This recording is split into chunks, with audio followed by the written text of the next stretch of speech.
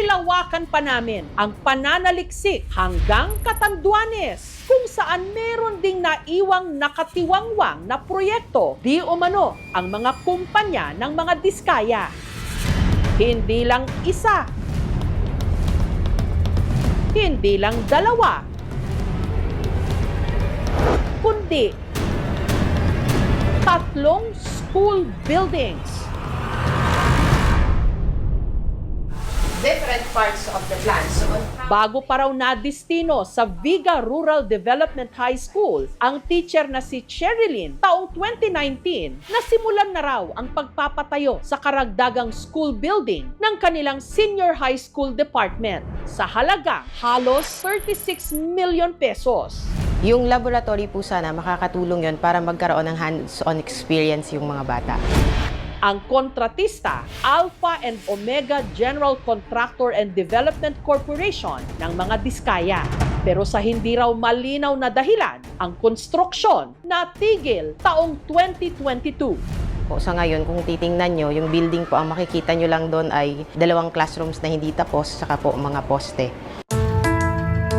Napipilitan na lang daw ngayon ang eskwelahan na pagkasyahin sa 15 classrooms ang halos 500 mga estudyante nila sa senior high school.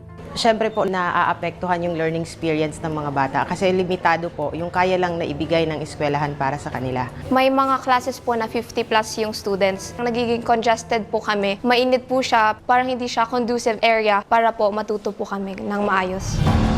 20 minutong mula sa Viga, ang Bagamanok Rural Development High School, kung saan nakapanlulumo ang sitwasyon ng mga estudyante at mga guro dahil kulang na kulang ang classrooms. Ang ilang klase ginagawa sa building na naiwang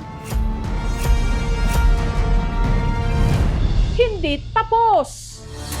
Unang-una, masikip, pangalawa, mainit, at hindi talaga mabibigyan sila ng tamang space para sila ay makapag-aral ng mabuti. Sa part po ng teacher, mahirap po yung situation kasi since hindi po siya tapos, kailangan tanggalin po namin lahat ng school records, lahat ng mga instructional materials dito kasi kapag umuulan or hindi man, pwede po siyang nakawin. 2018 pa raw sinimulan ang construction sa 4-story building pero naiwan din ito ngayong nakatiwangwang, gayong ang nagastos 36 million pesos. Sabi sa amin nung aming principal, ang taas niyan pwede natin gamiting venue bilang ballroom or activity room. So excited po talaga ang lahat. Yun nga lang, gumuhong parang bula, hindi naman kasi natuloy. Kakagalit kasi base